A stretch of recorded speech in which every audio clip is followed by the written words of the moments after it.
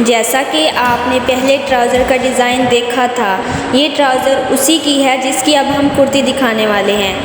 एक बहुत ही प्यारी सी शर्ट कुर्ती तैयार की गई है। इस पर जो काम किया गया है वो मुकम्मल हाथ से किया गया है और हर छोटी छोटी तफसील में मेहनत साफ नज़र आती है।